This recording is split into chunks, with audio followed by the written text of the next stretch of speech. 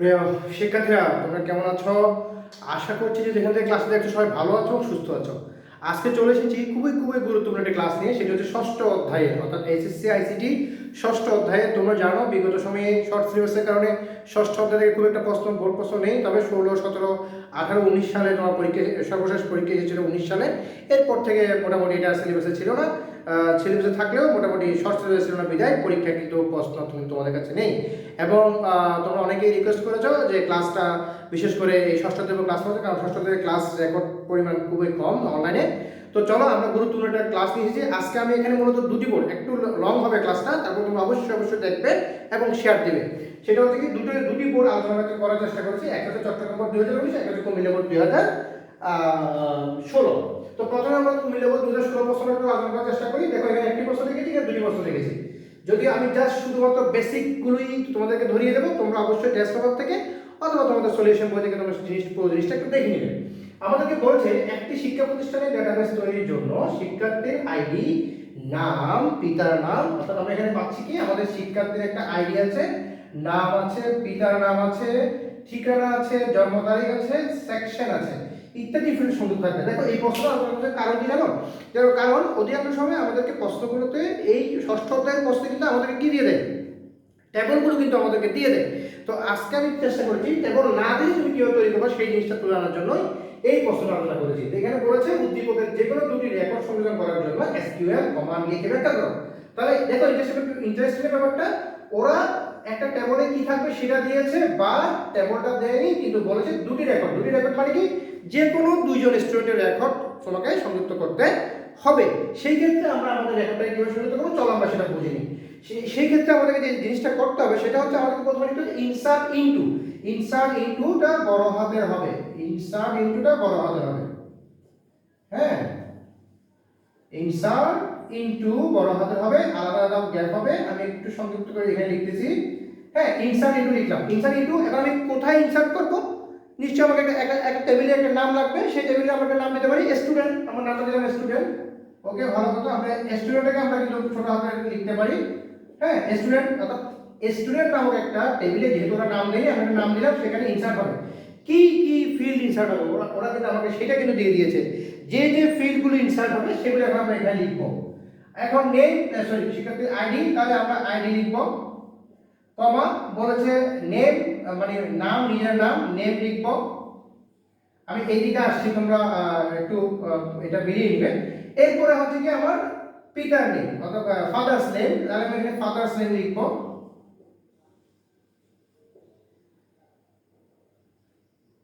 Father's name লিখলাম। এরপরে হচ্ছে তোমার ঠিকানা, তাহলে অ্যাড্রেস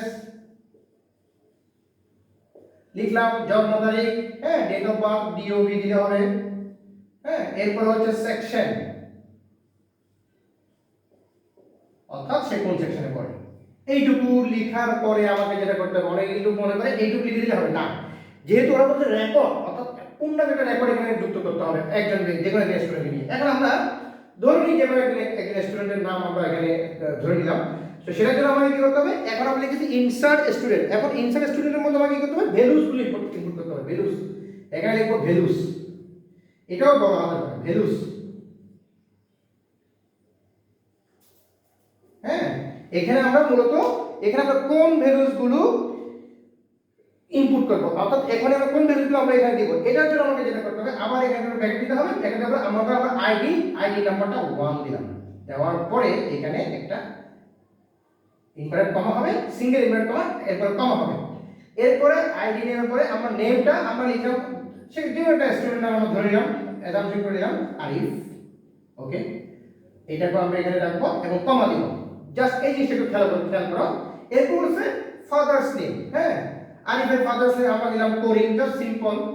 তুমি মিস্টার করিম রহমান দিতে পারো, আমরা করিম রহমান দিলাম, করিম রহমান, কমা। আমি আবার এদিকে আসছি, যেটা আমার এখানে জায়গা সংকলন হচ্ছে না। করিম রহমানের পরে আমরা কি ঠিকানা লিখেছি, তাহলে আমরা এখানে লিখবো অ্যাড্রেস, এখানে কিন্তু কমা হবে, ইনভার্ট কমা হবে, এখানে লিখবো অ্যাড্রেস। হ্যাঁ, অ্যাড্রেস। এখন অ্যাড্রেসের মধ্যে আমরা যে কোনো একটা লোকেশন আমরা দিয়ে দিলাম, মনে করো রাজবাড়ী। যেমন একটা লোকেশন দিয়ে দিলাম। ঠিকানা, জন্ম তারিখ, আমরা একটা জন্ম তারিখ দিলাম 10 হ্যাঁ 11 2000 2020 দিলাম আমরা। আমার কমা, এরপর জমা দেবো সেকশন। সেকশন আমরা বললাম সে মর্নিং শিফটে পড়া হতো মর্নিং।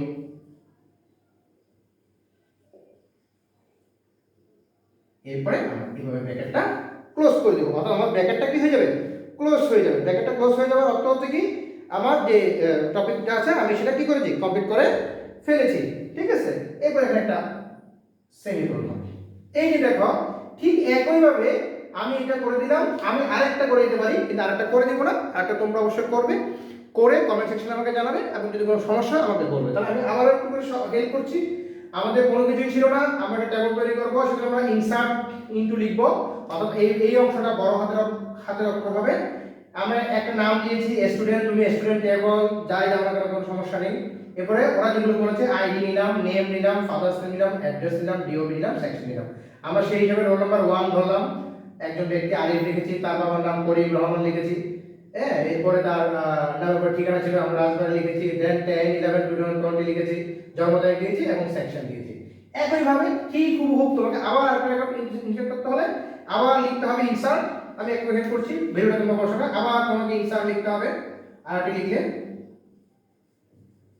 হ্যাঁ ইনসার্ট ইনটু দেওয়ার পরে আবার লিখতে হবে স্টুডেন্ট, এটা কিন্তু ছোট হাতে হবে। দেওয়ার পরে আবার লিখতে হবে আইডি, নেম, দুঃখিত এটা পাবো না, আবার হবে father's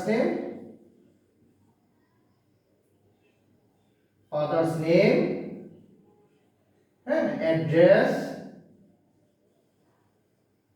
DOB, date of birth এবং সেকশন, এবং এরপরে কম্পোজ। আশা করছি এইটুকু পর্যন্ত এনাফ। এরপরে জাস্ট তুমি কি করবে, মেনুগুলো ইনপুট করবে, একদমই তোমার মনের মতো, এটা আর কোনো কনফিউশন এখানে রইল না। এবার চলে আসে আমরা পরবর্তী যে প্রশ্নটা, অর্থাৎ এইচএসসি ষষ্ঠ অধ্যায় 2009 সালের প্রশ্নটা। এখানে আমাকে দিয়েছে অ্যাডমিশন টেবিলের ফিল্ডে ডাটা ঘোষণা করো। অ্যাডমিশন টেবিল মানে কোনটা, এটা হচ্ছে অ্যাডমিশন টেবিল, আর হচ্ছে ফোন টেবিল। যাই হোক, আমরা টেবিল লিখে দিলাম এটাকে।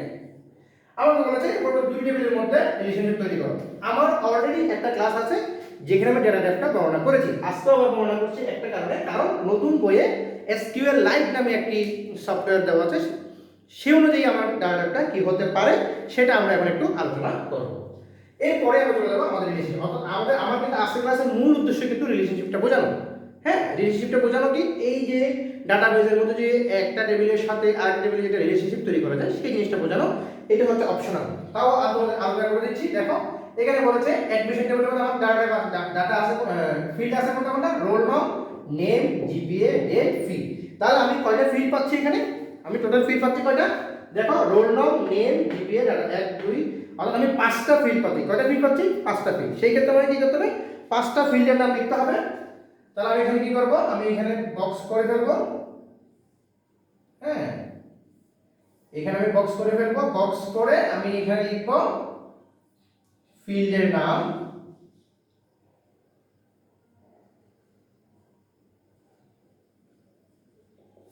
নাম, এখানে লিখব টাইপ, অর্থাৎ কোন ফিল্ড, আমার পাঁচটা টেবিল, 5টা আছে, আমি 5টা কোন দেব,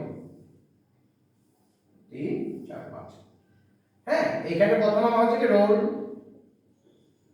রোল নাম, এরপর হচ্ছে নেম, এরপর হচ্ছে জিপিএ, এরপর হচ্ছে ডেট, এরপর হচ্ছে যে তোমার ফি।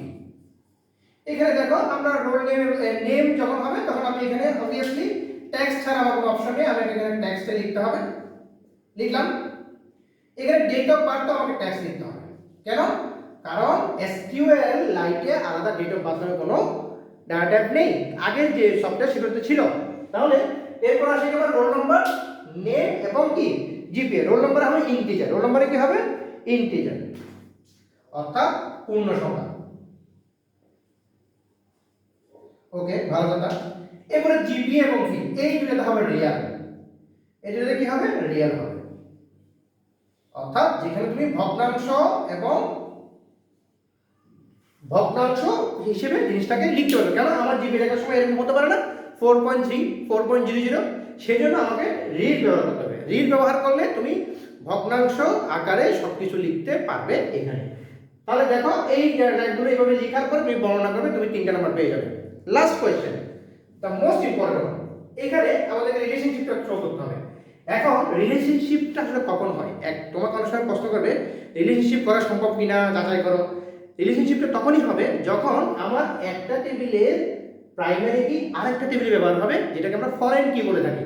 অর্থাৎ এইখানে আমার প্রাইমারি কি হচ্ছে যে রোল নাম্বার, এটা এখানে এসে যদি ব্যবহার হয় সেটাকে আমরা বলবো কি ফরেন কি, বা এটাকে যদি আমি প্রাইমারি কি বলি এটা হয়ে যাবে ফরেন কি। অর্থাৎ আমার একটা টেবিলের সাথে আরেকটা টেবিলের যদি কোনো ফিল্ডের মিল থাকে তখনই কেবল আমরা কি করতে পারি, রিলেশনশিপ করতে পারি। এবং এই রিলেশনশিপটা মূলত 4 প্রকার হয়ে থাকে। কয় প্রকার হয়ে থাকে? 4 প্রকার। একটা হচ্ছে 1 to 1, আরেকটা হচ্ছে 1 to many, আরেকটা হচ্ছে many to 1, এবং 4 নম্বর হচ্ছে many to many, many to many। তাহলে দেখো কি কি বললাম, 1 to 1, 1 to many অর্থাৎ একটার সাথে আরেকটা, তাহলে 1 to 1 হবে অর্থাৎ একটার সাথে একটা, আর একটা হবে 1 to many, মনে করো এরকম একটা মার্কারের সাথে দুটো মার্কার, হ্যাঁ। আর একটা হচ্ছে কি many to 1, আবার উল্টা দিক চিন্তা করো, দুটো মার্কারের সাথে একটা মার্কার, ঠিক। আর একটা হচ্ছে many to many অর্থাৎ দুটোর সাথে দুটো, তিনের সাথে তিনটে, এরকম। এখন এখানে দেখো এই যে এই ডাটা ফিল্ডে দেখো একটু মনোযোগ দাও, খুবই সিম্পল বিষয় যদি একটু বুঝতে পারো। দেখো এখানে 1 আছে একবার, আর এখানে 1 আছে কয়বার? 3 বার, 1 2 3। এখানে 2 আছে একবার, এখানে 2 আছে কয়বার? 2 বার, 3 একবার আছে, এটা 1 to 1 এর মধ্যে পড়বে।